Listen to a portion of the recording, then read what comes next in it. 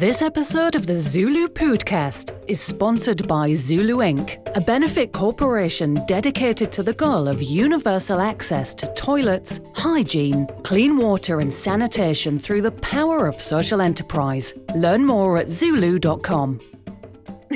Well, I firmly believe that if you're going to be in something, I said if I'm going to be the crapper business, I might as well be the king of it, right?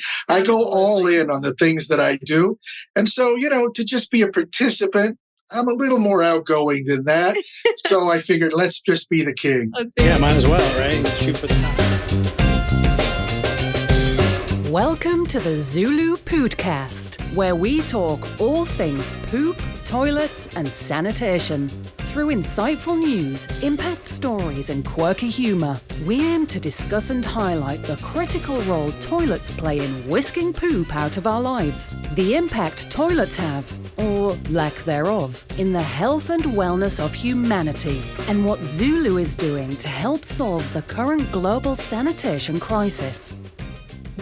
Hi, everybody. Welcome back to the ZuLoo Pōōdcast. We were just joshing around before. You've changed from ZuLoo friends to ZuLoo subjects today. We've all been coronated. Yes. That's right. Us and King Charles. Us and King Charles. You may wonder, why are they wearing crowns on their heads? And yes, and the reason would be that we had the opportunity to sit in royal court with the king himself, the Crapper King, Curtis Ingalls. Crapper King. Crapper King. CrapperKing.com. And he is the king. It was really a splendid chat. So you'll get to hear that today and sit in royal court with Curtis as well. That's right. He wasn't wearing a crown, though. He wasn't like pushing it. Well, yeah, he's not. He's a humble guy. Yeah. Yeah. We're a little more proud. Not the us. three of us. We That's are right. ready to flaunt it. We are ready. So it was a super awesome chat. I'm excited for you guys to listen to it. But Darren, do we have any royal poo news this week? Well, we've done the Kardashians. They're the closest thing to royalty I know of. They are the closest thing to royalty.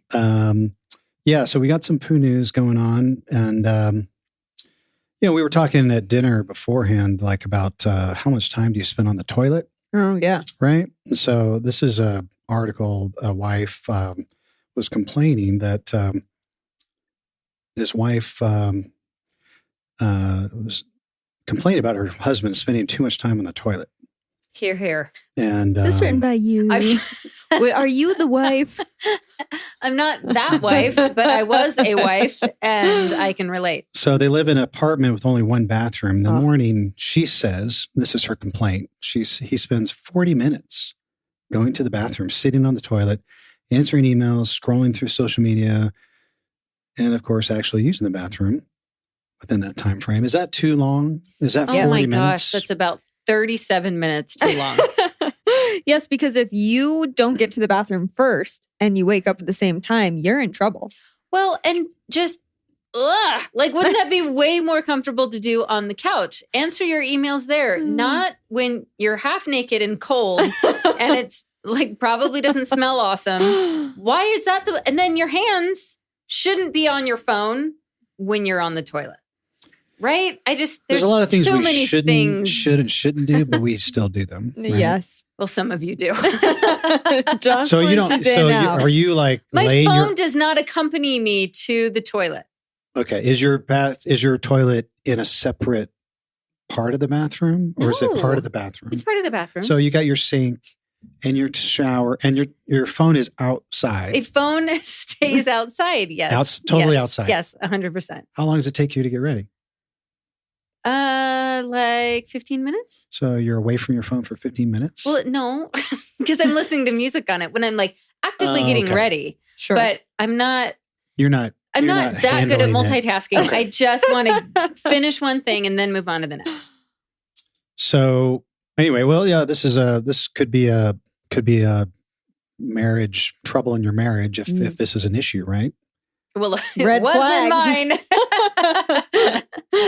She says, my issue, he doesn't need to be sitting there for 40 minutes and he's creating this annoying and embarrassing problem. And what did you find it embarrassing? I don't know. I can see if there's only one toilet. I don't know why that would be embarrassing. Yeah. But maybe if you had guests over and you only had one toilet. Well, and it is just rude. Like to take up the bathroom for 40 minutes in the morning. If it's like 4 o'clock in the afternoon, I can get a little bit. But still, like, other people need to use the bathroom. Get out. Yeah. I do have to say, if I'm on my period, I must be the first one in the bathroom because I bleed heavily. Like, it's like... You never know what you're going to get first thing in the morning. From horizontal position to vertical position, I have 5 seconds to get to the toilet before it looks like somebody was murdered. Does it take 40 minutes for you to sort of take care of it? No, it doesn't take 40 minutes. Yeah, you can be first because you're in and out. Yeah. You don't go in and stay in. Right. So, that's just inconsiderate. Yeah. I will say, my husband is in the National Guard and he's going through ROTC at his college. And he has early morning, like, physical exercise group things, whatever, with his other cadets. And that's been amazing because he has to be in and out of the bathroom. And he has to go before he goes to ROTC. Otherwise, the workout's disrupted or, whatever. So he used to be quite a bit of time in the bathroom. Now he is Johnny on the spot. In and out. It's been great. Nice. Well, that's right. You guys just have the one toilet, right? So and we just have one toilet, yeah. This article talks about hemorrhoids being a condition that affects 75% of adults in the United States. Yeah. Because they spend too much time on the toilet. Well, okay. So if you're spending 40 minutes actively going to the bathroom, then that does seem like a medical intervention Go see your doctor. This colon doctor, colonoscopy or colon rectal surgeon says you should not spend more than 5 minutes, is what she says. I can get on board with that. Yeah. I spent a whole hour before, and that's like lounging. Doing that's what? usually I'm on a phone call. And oh, jeez. That's another level, Darren. I'm on a phone call. On a phone call. Oftentimes if you call me, chances are I'm on the toilet. So do you answer your phone? Oh, yeah. If you do? I would never. Oh, my phone's right there. Your watch is right there. I've gotten really good at muting, at the necessary times. I've made a few mistakes. Like, what was that? I don't know what this. And that's when you drop the call. Drop the call. You call them back. I don't know what that was. Keep going. But why is it typically men that are spending so long in the bathroom? Because women have more to do in there. There are more things that bring us in, more things that keep us in. Bathroom meaning specifically the toilet. The toilet, yeah. Okay. Why? I mean, for me, it's like a meditation space. It's a place where, like, you can kind of go. I've been maybe it's social anxiety. I don't know. I mean, I've been on a date with like a bunch of people, and it's like, okay, this I'm not interested in the conversation. I think I'm just going to go to the bathroom, right? It's not like I have to go. I'm just going to go, and it's like a little time. It's like, it's an escape. I escape for a few minutes, check my email, take some phone calls, and then I'm back in it, Yeah, nobody's going to ask you what you're, maybe except for your spouse or your... I know. Well, if you're in a public setting like a date night, there's a limited... you can't leave for 40 minutes. You can't go 40 minutes. You can maybe do 10. But these marathon bathroom stays, typically we're talking about men. And it is, I mean, obviously it's a problem for this woman. There was an article about it. It was an issue in my marriage. And I know I'm not the only one. So if anyone out there has some real data. I want to know why men spend so long in the bathroom. Well, yeah. I mean, that would be a good survey. Like, do more men spend more time, or I don't know. Women I don't know. Time. That's a good. Well, you say you think men spend more time. Did you read that actively somewhere? going? Well, no. This is all anecdotal from my own experience and from what I've heard other women complain about. You lived with a man for a while. I lived with my ex-husband, and this was a constant source of contention for us. So here's the question, Jocelyn. Why does it bother you so much? Because I felt like he would be gone all day, and I was excited when he came back. Sorry, Jameson. We're airing our dirty laundry. James, we need to have Jameson on the podcast. Yeah, I feel bad that he's not here to defend his other side of the story. You can email us. Podcast. But he would work really long hours, and I was really excited to have an adult back in the house and to see him. And then he would disappear in the bathroom for 40 minutes. And I was like, there is no way what you're doing in there is more important than hanging out with me. Get out. It's fair. It drove me crazy. Maybe it was a red flag. It was like a canary in the coal mine. Yeah. Like something's not right with this relationship. I mean, that was probably one of many flags of all kinds of colors in our relationship. But it's like, I love you so much, but I just have to go to the bathroom. 40 minutes later. He actually just came. He came to a thing that our daughter was in, and he came and used my bathroom. And I was like, oh my gosh, this takes me right back. He was in there for a long time. You start timing him? I didn't time him, and I was preoccupied, so I don't know exactly how long he was in there. Ballpark. But it made me think, oh my gosh, I remember this feeling of being angry that he's in the bathroom. What a ballpark. What did he spend, like what? Well, I mean... More than you think he should, right? For some reason, because this was recent, I don't want to give away more detail. This is like a week and a half ago. Suffice it to say that book's not closed. No, it's closed. It's fine. Jameson, you can spend as much time as you want in there. We don't share a bathroom. But it just, like, I had PTSD from all of his, from all of our many conflicts about his time in the bathroom. I think everybody knows you have a boyfriend, right? Yes. Is that public knowledge? Everybody, I've got a boyfriend. Okay, so don't write her for. But so have you had this conversation with your boyfriend? Yes. Like, hey, how much time do you spend? No, in the bathroom? Or have you observed? I don't need to. He is an efficient guy. He gets in, he takes care of it, and he's out. Okay, he's like your husband, just in and out. Okay. Yep. Yeah. Okay. Way to go for the dudes that can just get it done.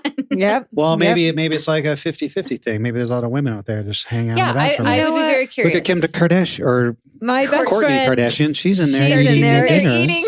How long did that take? That take a couple hours in there. Oh, man. And she posts about it. So did you say my best friend will send me Marco Polos while she's on? She sent them to me while she's like showering. That's fine. I get it. But I'm always like, how does she not get the phone? Why won't you just get and she won't admit to me that she's on the toilet. But I know, you know what the back of your friend's toilet looks like. Sure. And she's at this angle, But I'm like, I can below see your toilet shelf behind you. Oh my gosh, she sounds amazing. So, yeah, that's probably a good 10, 15 minutes in there. That's how long Marco Polos are to me. I mean, if it's the one time in your day when you can have some alone time, so you're going to milk it and take it, stretch it out as long as possible. Well, that's what I'm saying. I can get it. Yeah. I mean... But if there's someone on the other side of that door that wants to hang out with you, just get out. They're probably more important. Yeah. Yeah. If I were there in person, I'd be like, get out of the bathroom. Yes, exactly. Let's have this conversation IRL. Yeah. Resolved. Love it. Okay, what else? Sorry, that was a long one. Wow, we've tangented. We've gone really far. I never knew you guys are so passionate about this subject. No, I've got a lot of opinions on guys in the bathroom. We need a psychologist on the show next time. And a mathematician. So there's some we talked about the marketplace, right? There's products available in the marketplace. They help go toward help building toilets, right? These are things that are not on the marketplace. We're not telling you for this to go buy them. This is a I thought you'd enjoy this. You're into toothbrushes, right? I guess. You have something. It's not a fetish, but yeah. It seems like that's your thing, right? You're like super into toothbrushes. It does seem my collection. It does seem like every episode, Kelsey's bringing up a toothbrush in some way. All of her Oral-B's. I listened to that International Women's Day one, it was mixers, and I was like, "What?" Oh, the toothbrush in Jocelyn. Yeah, conversation for a later time. Okay. Yeah, take the kids out of the room and watch that one. But this is a Shrek. Toilet or a Shrek. Oh. You put it on the end of your toothpaste, and it's basically Shrek pooping toothpaste. Pooping your toothpaste onto your brush. Well, that's not accurate. Or I don't know. I mean, it's not accurate that an ogre would poop something hygienic. That's all I'm saying. I think it's just the effect. It's kind of cool, kind of squeezes. It is. Out. It was clever, I think kids would like it. Yeah. And I do love Shrek. Well, so I don't know why, but and maybe I guess Gwen's not old enough to have her own toothpaste and stuff. Yeah.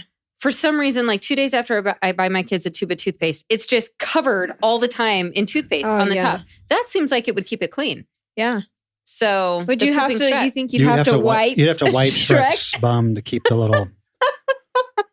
Otherwise, it might get a little dry. Unplugged. Oh my gosh! Oh my gosh! You get a little dry toothpaste Oh, here gosh. on there. You know, these are some. That's gross. These are some porta potty shot glasses that you can. Wow. Oh, that's actually really funny. You know, you were drinking out the top of it, which I thought it was appropriate. You know, because we're talking about the king. We're talking about the Crapper of King. porta potties. Super cool technology. What Curtis has developed. The ability for those things to collapse down. Mhm. Incredible. Crazy. I mean, Yeah. amazing. Amazing for He's really thinking long outside road the trips. box, literally. Right? Yes. Yeah. Absolutely. He is the king. He's the king, and we'll get into it. So, listeners, enjoy. Well, Curtis, welcome to the ZuLoo Pōōdcast. We are just delighted to be able to connect with you today. And Darren and I are in the same place for once, which feels kind of, I don't know, extra special for this awesome interview. Welcome. Well, I sure appreciate you having me on. I've watched a lot of your episodes and really appreciate you having me as a guest. Oh, thank you. Well, I'm wondering if you would give a brief introduction of yourself and the multiple companies that you own, and what's your connection to sanitation? What is it that you do, Curtis? Yeah, it's funny. I'm not the typical person to be in sanitation. I've been in the technology world for almost 30 years. So in telecom and technology, cybersecurity, all kinds of other places. But I got into this because I was building a building. And when I was building a building, the first thing they said is, hey, before we can start anything, you need to get a toilet, a portable toilet. They gave me a list of companies. And I'm like, well, I'm going to need one anyway for a long term. So I'll just buy one. And I found that it wasn't so easy to buy a used portable toilet. And so I bought one. I figured out how. And then my neighbor asked, hey, I'd like one of those. How can I get one? So I started selling them to others around me. And then I started buying by the trailer load.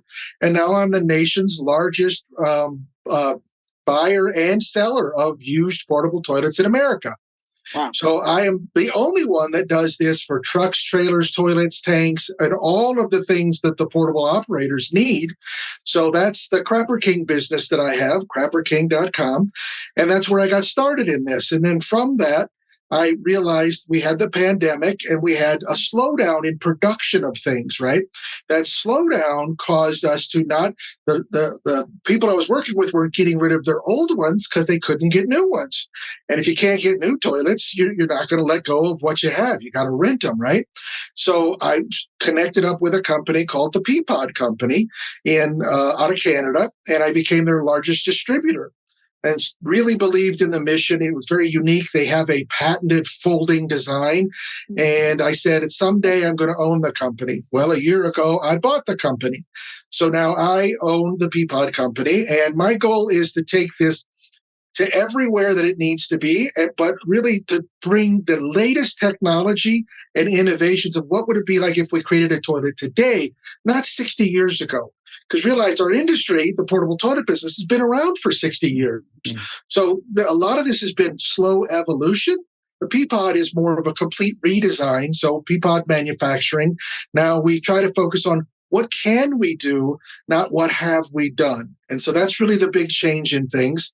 And then to continue the other businesses, I've created a local portable toilet service business here in Colorado. So I actually use the Peapods and use regular toilets and actually see day in, day out, what does it take to use them efficiently and orderly? And so I really feel that you got to, from the manufacturing side to the operator side to the recycling side to the reusing, all of these things play into one another. If I make a better product, it works better in the field. And if it works better in the field, I can also recycle it or reuse it in better ways and more ways. So they all feed off each other.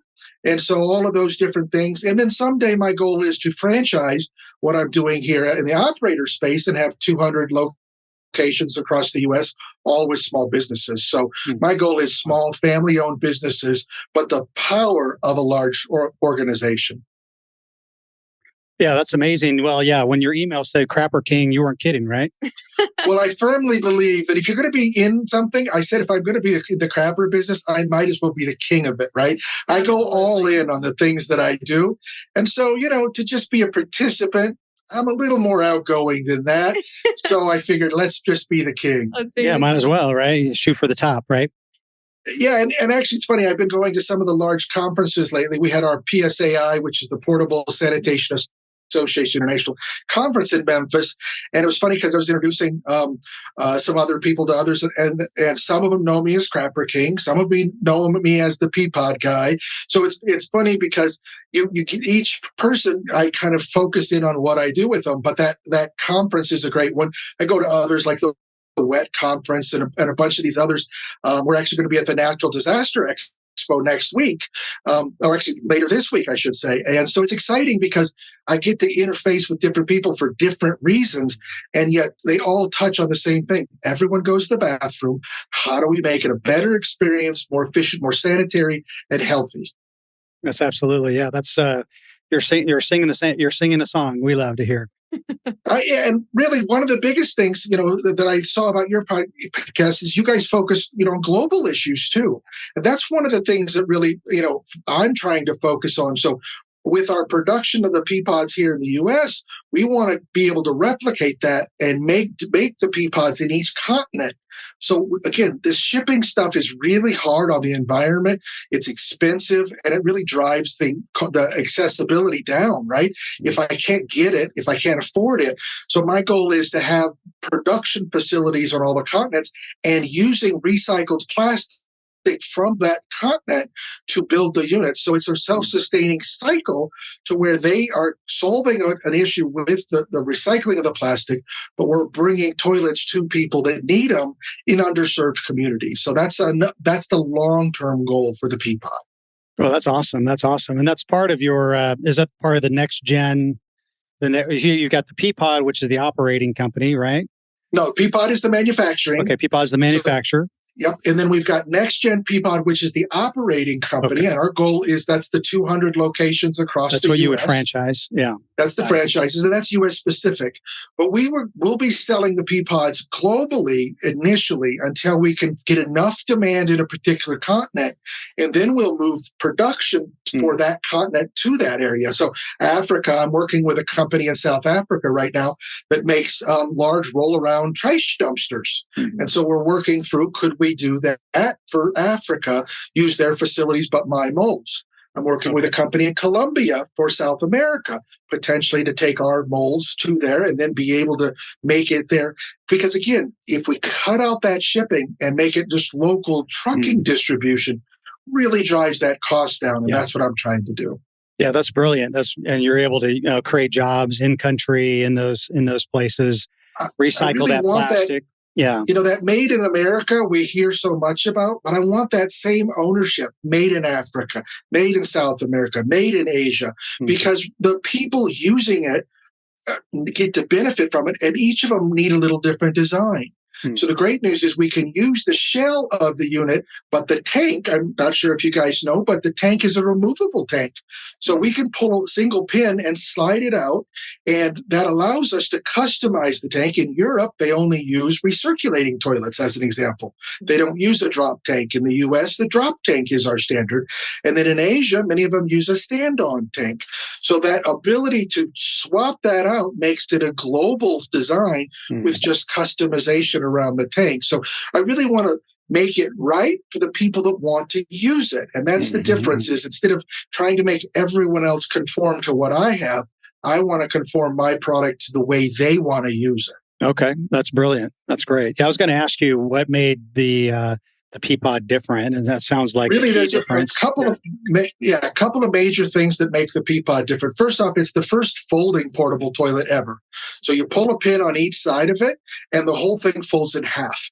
So that folding in half mechanism, that's what we have patents on, right? That ability to do that. But not only do they fold in half, we can stack them 3 high. They actually key on one another. So we can fit 3 Peapods in the same space a single toilet fits normally when you're storing it. We can then put a rack and put 3 more in it. So the density that we can store these or ship them, we can fit 78 toilets in a regular 53-foot semi. The regular ones, when they're built, they can only fit 28. So we fit 3 times as many toilets in the same semi. So for the Natural Disaster Show, as an example that we're going to, we show that with one semi, they can bring 3 times as many toilets to a disaster area.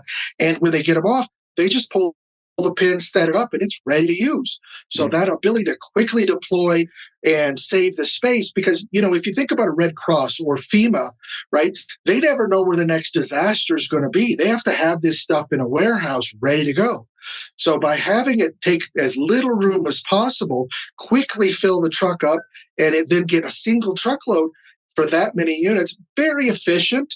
And then also when I'm shipping them in shipping containers, we fit more in a shipping container, and there's no assembly. You just pull the pins, set the unit up, put the pins back in, and it's ready to go. So that's kind of the difference. Then also, but the tank is removable. That's another big innovation. So we're the first one, so that way we can slip in. The same unit can use a flushing tank, a recirculating tank, or a drop tank, or anything else. If we wanted to create a composting tank, if we wanted to create a waste separating tank, whatever the people want, as long as it fits in that slide-in dimension, we can create anything that the consumer would need. Wow. And then a couple of other little things that we're doing that we really think should be standard in the industry. We add a solar light to every one of our units. When you want to use a toilet, I use a toilet all day and all night, right? Well, you don't want to walk into a dark, scary toilet. So we have a solar light that charges all the time, and that the minute you walk in, the motion detector sees, and it lights up the entire restroom. So now you don't have to pull out your cell phone and turn on the little light and scan around and see what you can touch and can't touch. The light's on and everything's there and exposed and easy to use. And really, if you think about this, I thought about when my kids were little, taking them into a restroom was something you're not really excited about. Don't touch anything, but especially in the dark, really an intimidating thing. Concerts, events, even I hate to say it, here in the Northern Hemisphere, it gets dark early in the winter. Yeah. So construction sites, 4 or 5 o'clock, it's already dark. So that's just little things that we're adding. And it is a local company here in the U.S., family-owned business, that we buy those solar lights from and add them to our unit. Yeah, I wonder how many cell phones have gone down into the tank because they were fumbling around. You cannot believe, and you know what? Once something goes in the tank, nobody goes in to fish it out. It's really funny because our service side, we've known a few people who have tried, but it's not a happy ending. Well, again, there's a blue liquid in there, and it definitely is a staining liquid, as we call it. It's going to kill anything. You don't want to get it on your clothes or anything, and that's not including with the other things that are in there, but even the stuff we put in. That blue solution is so you can't see what's in the tank. But trust me, you don't want to go digging around in those tanks. Yeah, just go get a new phone, all right? It's one of those, it's probably under warranty. It was stolen. I don't know what happened. It was stolen. Yeah, stolen literally by the porta potty tank. Literally by the toilet. And we find all kinds of things. If cell phones were all we found, we'd be really excited. But you'd be amazed at the things. Concerts, for some reason, shirts, clothes, hats, the amount of things that get in there. You're thinking, how does this happen? But the number of things, you think about bottles or cups and things like that. But, the number of things we find is amazing. Oh, I have all the Dumb and Dumber toilet scenes going through my brain right now. You can imagine it. We've seen it. Yeah, and the funny thing is that with the light, it's one of those things that just takes it down a notch, right? Takes that stress off of it. We also have things like on our toilet paper dispenser, we have a little tray on top of it, so you can put your purse, you can put your drink, your keys, your cell phone on that, and you now know, all right, that's good. I don't have to worry about that, because let's face it, you're not balancing it on the toilet paper roll, right? Yeah. No, you do not want to balance it. How many times have you seen that in a restroom and a cell phone goes sliding out from underneath a portable toilet or a regular toilet? Not a good thing. So we put places for things, And we also, one of the big things that we've added is customer feedback. So we use QR codes with a smiley face, a neutral face, and an angry face. And so the customer sitting there is looking at that QR code on the back of the door. So they can give us immediate feedback. Does the toilet need serviced? Is the toilet a great experience? Have you never had one like this? But we need that because the people that rent toilets are rarely the people that use toilets, right? The concert venue will rent a toilet or 100 toilets, but they're not actually in there using it. And so we want that positive feedback to show them our toilets made a difference. And if something needs service, we want to know. We don't want them to tell the event coordinator, right? We want them to tell us, and then we go take care of it. So those are some of the things that we're trying to democratize the usage of it and really make it to be a positive experience. And this will go global too. As we go global, that experience that they expect might be different in other cultures, other countries. And so we want to make sure that through that simple QR code, they can provide whatever feedback in their native language that, hey, whoever's operating that and using those needs to attend to them. Because let's face it, we're a service business, right? If we're not providing service, you can't do your business. Right. Absolutely. Yeah. Well, I like the way you've thought it. I like the way you've thought through, like from the user experience all the way through to even the operator's experience. Like, I've seen, we've had the Portable Sanitation Association on the show.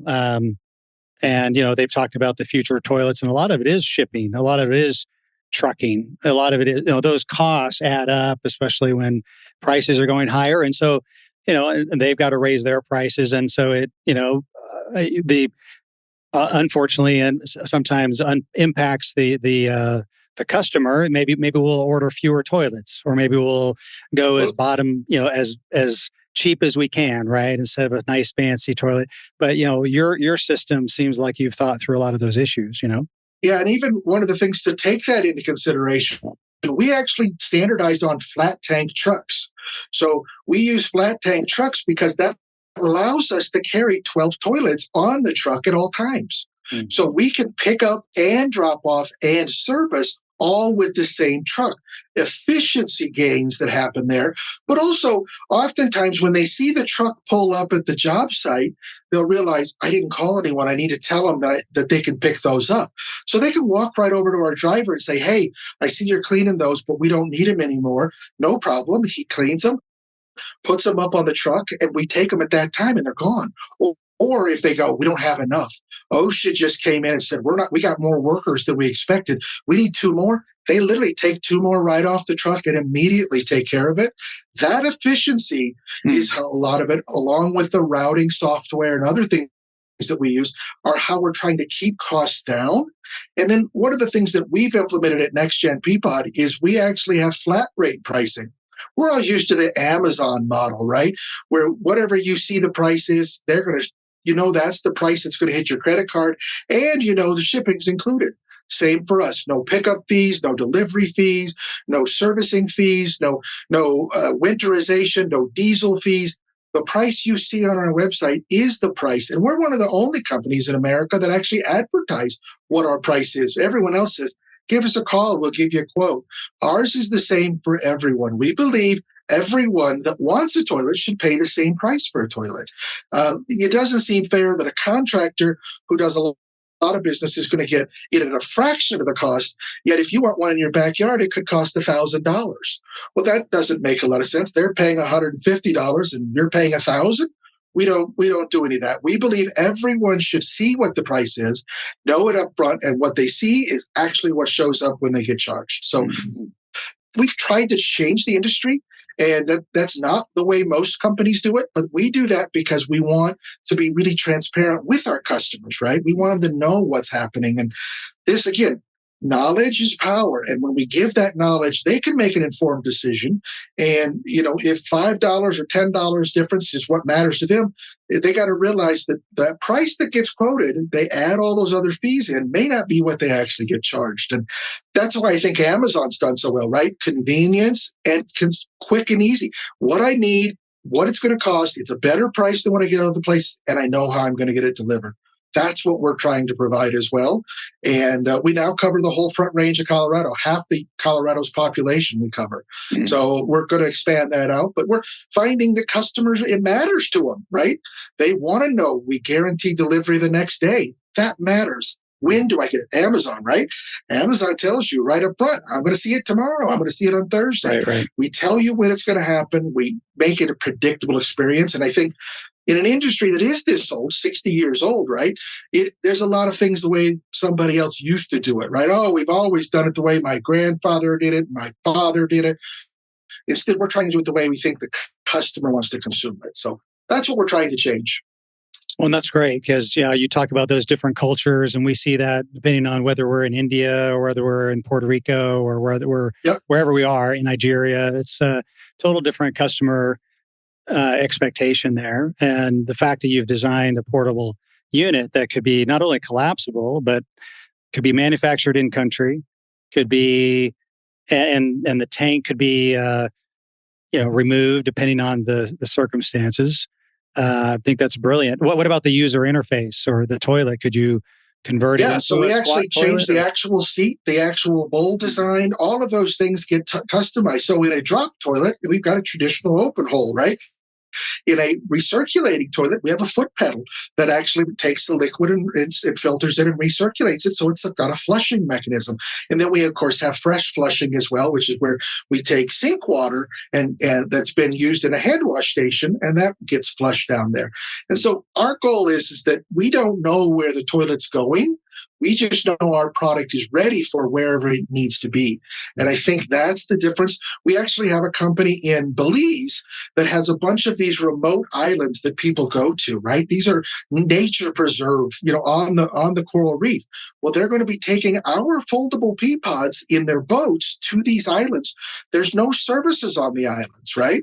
So they're going to put our units on these little remote islands, and they can slide the tank out. We have a plug that goes in where the seat is, and take that off and put an empty one in, and they can take the waste and properly dispose of it in the right way. They don't need they don't need a pumper truck and all that. No pump truck. I mean, how do you get a pump truck out in the middle of the ocean, right? We're providing that ability to do that. And it actually works in other places. In Belize, the same country, they have jungles. Well, to get a large truck out to these remote locations in the jungle, impossible. But your regular pickup truck or even your mini pickup truck can fit multiple of our tanks. And so they can go properly pick the stuff up. Because remember, these are nature preserves, some of these, right? They take that human waste out, bring fresh empty tanks in, and it's very efficient, and it gets toilets to places where you don't think of them.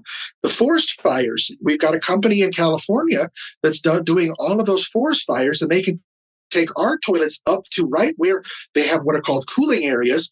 They'll bring them out. They can't sleep there or stay there, but they bring our units on the back of a pickup truck. They can then go to the bathroom, because some things you can take care of in nature, and some things in the middle of a fire you don't really want. You want to have a little quiet time, so to speak. And then they have regular trailers or larger things where their base camps are at. So unique uses, and really what that use is really going to be more dependent on where the need is. And we want them to be able to take it wherever it needs to go.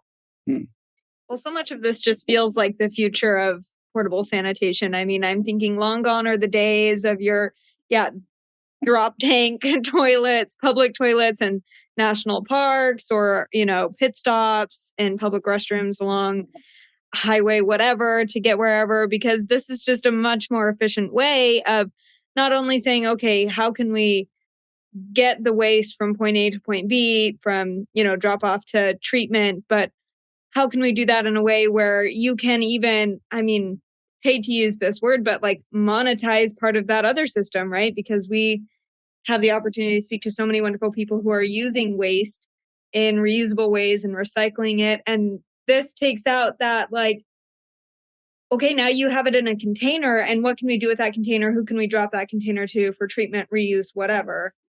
And it's just neat to see that pocket of opportunity. Think about it. A lot of the places where people go and need a toilet are not accessible, right? And that issue is, well, somehow somebody got there somehow. Almost any method, from an ATV to all the way, the roads often can't handle their trails, right? They can't handle a big truck or even a pickup truck. So our goal is to keep that down to a small enough size. It's a 40-gallon tank. So it's still small enough. Two guys, even fully loaded, two guys can put it in anything, any pickup truck or any small bed of these little ones, these tuk-tuks and things like that. Yeah. And our goal is to make it to where whatever they need, wherever they need it, we're providing something that's appropriate for their need. Mm-hmm. Now, there's times when you want to have something where a huge concert with thousands of people and really heavy usage, we're looking at vacuum options for those tanks, because we got to move a lot of waste in a short amount of time. But that's the beauty. Whatever the tank might be, the need is for that area, we just slip it in. And that's what we think is the difference. The unit itself actually has 30% more room inside. So we're not taking away from what you have. We're actually making it more comfortable and more usable, but also more efficient. So at like a big venue like that, some big concert, the user interface of the units could be the same. You're just hooking it all up to maybe a larger tank that may be located outside. Moving that waste around. Yeah. So there's different ways in the industry today. So you can go take it in batches, where your truck comes and he vacuums it out, or you can remove that to a large area where there's big tanks, and then you can have larger equipment that's more efficient. And so our goal is on a golf course, if you think about it, you don't want to take that big pump truck out in the middle of a golf course, but guess what? They're driving golf carts around for the greens maintenance. Our tanks fit perfectly on those greens maintenance carts, and you can go swap tanks out just as quickly and easily as if they went out there to go, groom the greens. Mm-hmm. So our lowest impact is a big piece of what we're trying as well. Yeah. I think you should change your name to Crapper Savior, maybe. Well, again, we have big vision. We're looking for people to work with us to help us deliver on that. Crapper Genius. These are not genius things. And this is the thing. Everyone's been under constraints because a normal tank is bolted in. When you put it in there when it's brand new, it doesn't come out until that unit is completely, discarded. So think about, you can never clean along the walls and around the sides. 10, 12 years of that stuff just being rinsed down the side. That was something that we just couldn't tolerate. So when that tank comes out, we can clean and sanitize the inside of the unit, all surfaces, and the exterior of the tank, all surfaces. So to us, for hygienic reasons, we needed to be able to blow the unit apart in the field and sanitize everything. And to us, that's a minimum level of sanitization, shouldn't be revolutionary. And then the big thought comes to, well, what do you do when it does get end of life, right? Our units are completely recyclable as well. And we're trying to bring a program right now to the entire industry here in the U.S. where we would start to take those units and help to get them to recycling facilities. Right now, there's 10 million pounds of plastic that's being put in landfills every year in the portable toilet industry. I mean, that's the equivalent of, I think I wrote down here, 10 Boeing 747 jumbo jets of plastic being discarded in the landfills. We're trying to make that to where those things can be recycled and turned back into useful products. I don't care if it's a plastic pallet, it's at least a new useful item. I'm not saying it should be your drinkware, but again, it goes through a sanitization process and is completely converted back to its base. Even if it's turned into a fuel, that's better than it's sitting in a landfill. Because if you think about how long plastic lasts, thousands of years, it's just sitting there. And for me, that's something I'm trying to address with the largest providers in the U.S. So we're hoping to see that when we can take that product, recycle it, we really would like to turn it back into Peapods. Take toilets, let them live their entire life. We recycle those back into pellets and then injection mold the new ones. That's our long-term goal. But we'll see how we get there, and it's going to take a lot of help because the plastics industry is trying to figure out how do we remove fragrances from plastics. There's a lot of fragrances in toilets, right? That blue solution, that smell that you go in. And then also, how do we deal with the fact that there's different types of plastic, right? It's not like a plastic glass, right? Which is very quick and easy, right? You know what that is. Well, there's 5 or 6 different types of plastic or even different technologies that go into the different pieces. So we're learning and trying to figure out how to make a better solution and recycle those ones that are 10, 15 years old and at the end of their useful life. Wow, so much. I feel like I've been really quiet this episode, but it's because I'm sitting here and I'm just like absorbing it all, and I'm seeing the future of portable sanitation, and I'm loving what I'm seeing in the future. Because it's hard to see. We don't have all the answers. But it's hard to see. Looking for input. Yeah, I mean, as far as the future portable sanitation, it's hard to see what that looks like because we're just sort of accustomed to what we're accustomed to. And, you've done a lot of thinking outside the box, literally, Exactly. And thinking, how can we make it better? And I think we're super excited for the path you're on.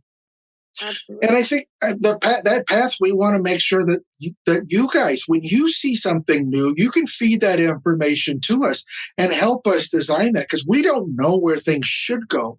We know where things can go. And if there's the demand for it, we'll push in that direction. And I think that so often this is, you bring up the point that, how do we do things the way we've always done it, and we only know what we know? Well, somebody out there has a great idea. Let them bring it to us. And the good news is we don't want to protect our world. We want, in saying that, no, we do it only the way we do it. Instead, we want to say, what's the best way to do it, and how do we deliver it fast, easy, and efficiently? And so if the needs change, we want to adapt to that now, not eventually, right? We hear a lot of people go, yeah, we'll get there. But why? Why are we not there now? And that's the thing that we're changing. And with injection molding, because we can change and adjust our molds so quickly, we can change the design from one batch to the next. So that constant level of improvement in manufacturing is something we pride ourselves on as well. Okay. Well, and that trust really comes through. Like, I just have to say that Curtis, in this conversation that we've had together, that I feel really excited to use one of your products, because I already feel so taken care of, right? Everything that you've thought through, the open mind that you have in terms of tell us how we can make this even better, gets my gears turning. I'm thinking about, what is it that I would like? If somebody's going to cater to my wants, or my needs, or what I see is better, like, I'm so willing to put my trust in you and your genius mind to make it happen, make it work. And so I just see, golden stars on Hollywood Lane for you. My heart is full now. But I think that's, people often associate getting what you want with luxury, right? Yes, exactly. We want to make that getting what you want at every level. The nice thing is if you're at a high-end wedding, as we were talking about, a really nice event, that should be a good experience, but it should be just as good of an experience if you're at your kid's soccer game at the local park. So we want to make sure that experience has that same level no matter where. And our goal is globally, right? Why should one country have a better experience than another country because of economics? We want to bring that same level of luxury, but also that clean, consistent. I don't know that people really are looking for gold toilet seats, right? Yeah. They're looking for clean, efficient toilet papers there. Everything's handy. The door shuts when I shut it. The light comes on if it's dark. The little things that we take for granted in a household or a public toilet should be available in portable toilets. And that's what we're trying to get it to where that ick factor that often is associated with let's say non-standard bathroom situations. We want to take the ick factor down and make it more of it's not just something we have to do, but it's something we get to do.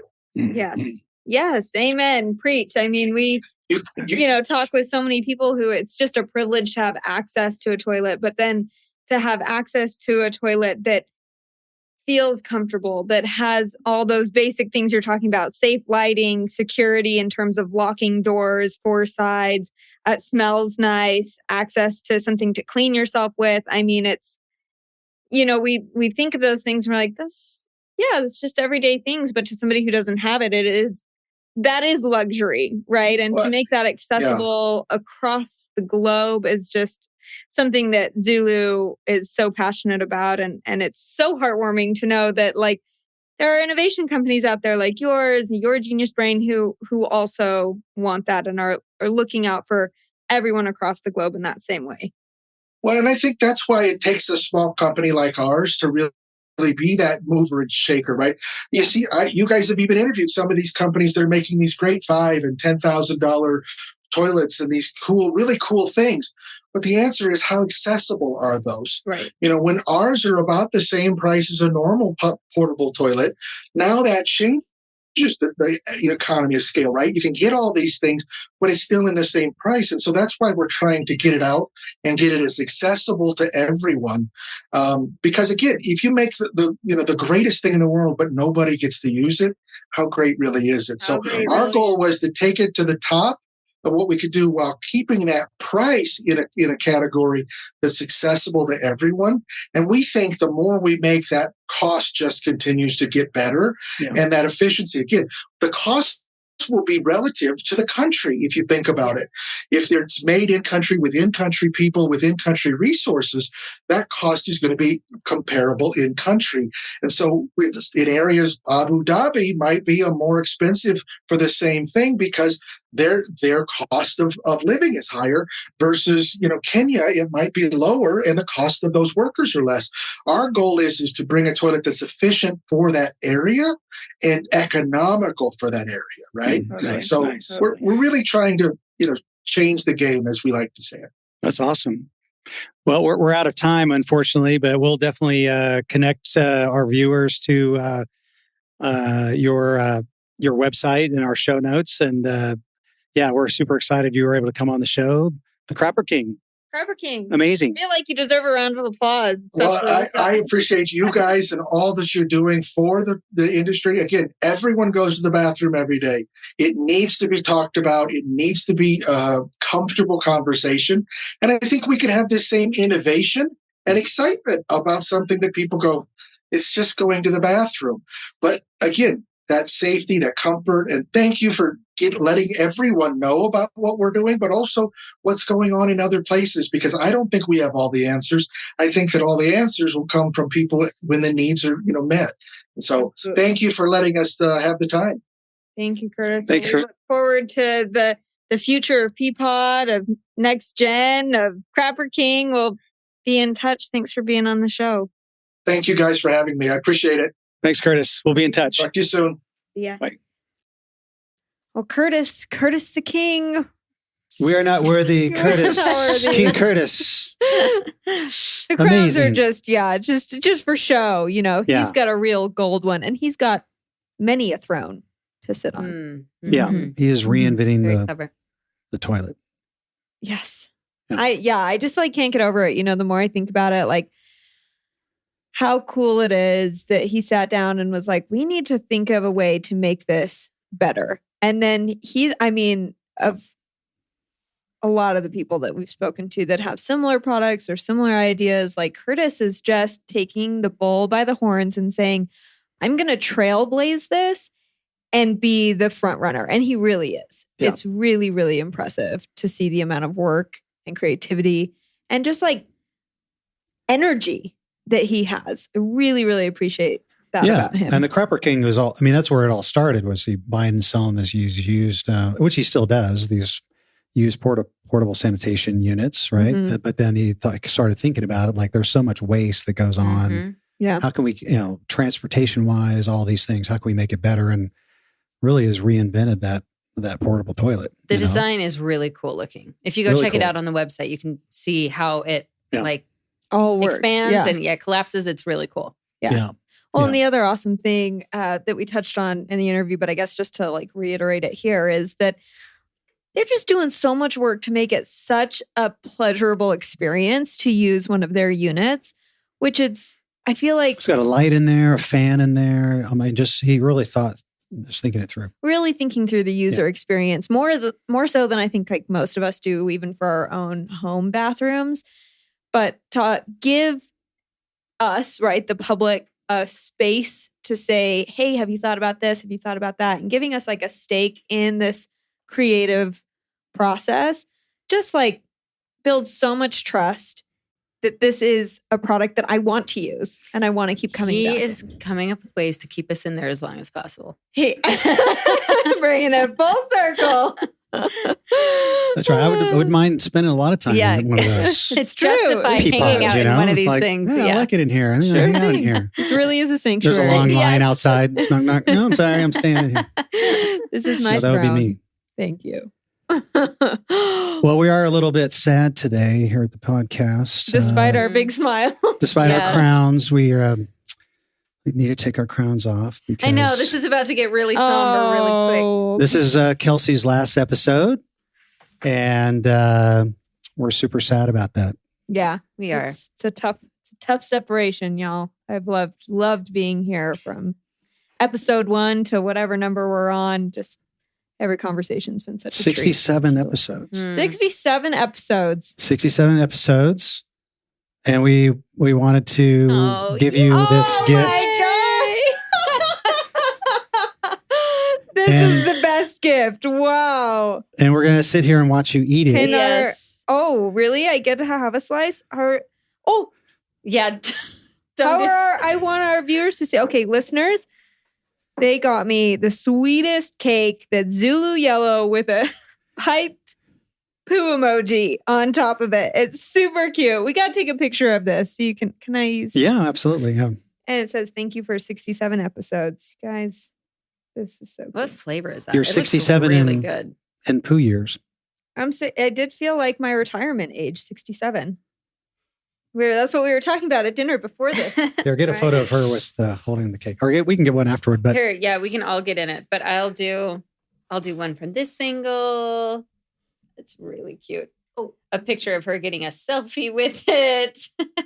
Oh, I can't do your button like that. Your phone's too big. But yeah, we just want to let everybody know the Poodcast wouldn't be here without Kelsey. I'm just saying. We wouldn't have a name as awesome as the Poodcast without Kelsey. She named the Poodcast.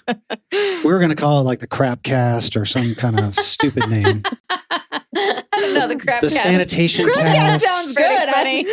Yeah. But Poodcast is spot But on. the Poodcast was coined by Kelsey, and so she'll always have that credit. Oh, thank you. And we just appreciate your passion for the topic and just everything you've done to help ZuLoo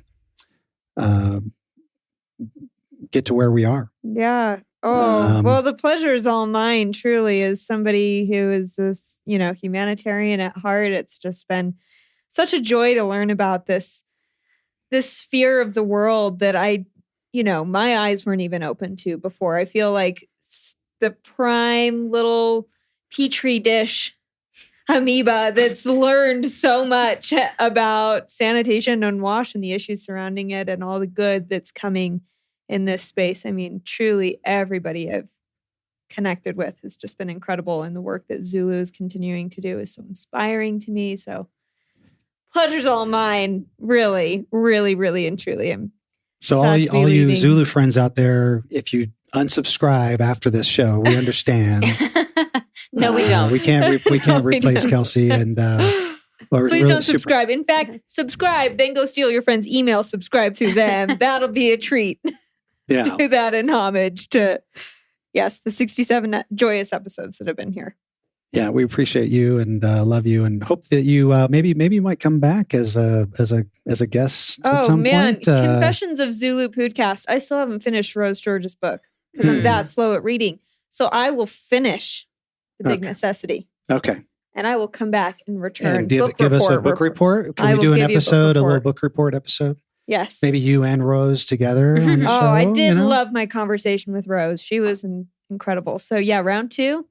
And Kelsey gets that credit because Rose George never returned my phone calls. I think she kind of thought I was a creepy guy. Like, who's this creepy guy? Were you wearing the crown? I was wearing the crown. You were texting, can you send me pictures of your toilet? She was like, Yeah, I was like that weird creepy guy on Twitter, like, hey Rose, what's that? No, but Kelsey was able to reach out. Okay, this looks like a friendly face. I think I'll come on the podcast. So I love it. We appreciate you bringing Rose on, and that would be great. Kelsey Rose combo episode. So love it. Well, thank you both. You will be greatly missed. Greatly missed. And as you're moving on, you've got well, tell us about your maybe 30 seconds about your company, your clothing company. Well, what seems like an opposite end of the world, I do personal styling. So moving ahead with forging a clothing line and continuing to take on personal styling clients to help people look their best, but feel their best, really. I mean, I love humanitarian work. I love social work. And a huge part of that is just helping people to heal and feel comfortable with themselves. And so many of us don't feel that way, and clothing should be an expression of what we love and who we are. And so I'm excited to do that. You can find me on Instagram at Closets by Kels. And that's right. We'll link to that in the show notes. If you need a little personal stylist, I'm here. I'll talk anything with you. I'll talk crap. I'll talk clothes, whatever you want. She gets in deep. And speaking of crappy clothes, there are some. We're having a few limited edition clothing items on the marketplace. But they're featuring not crappy. Kelsey's face. Just kidding. Yes. No, that's awesome. I'm gonna go check out So the anyway, marketplace. so check it out. We'll have that soon. So anyway, Love it. we love you and Thank you. appreciate everything you've done for ZuLoo, and we wish you the best. Thank you. And thank you, listeners, for being here. Thanks for being on this whole year plus journey of the ZuLoo Pōōdcast. They're not going anywhere. Tune in next week. And That's right. We'll still be here. yes, Jocelyn and Darren, they're We're like, somebody's taking got to the do it. torch. I can't wait to listen in and just find out what, this is going to be my source of the poo news. That's right. Yeah. We know how Yeah. much you look forward to that every week. I do really Yeah. look forward to that. I hope that you'll bring out my little fun facts book every once in a while. We have that. Yeah, we're going to be using that, and well, I'm sure there's some toothbrush facts in there we can share. I love it. Thanks, everybody, for being here. We'll catch you next week. Thank you for listening to the ZuLoo Pōōdcast. Follow us on social media at our links in the show notes below. To learn more, visit our website, ZuLoo.org. If you liked the podcast, be sure to subscribe, like, and comment. For even more ZuLoo fun, send us an email with your toilet stories to podcast@zuloo.com for a chance to be featured on the podcast. This episode of the ZuLoo Pōōdcast is sponsored by ZuLoo Inc., a benefit corporation dedicated to the goal of universal access to toilets, hygiene, clean water and sanitation through the power of social enterprise. Learn more at ZuLoo.com.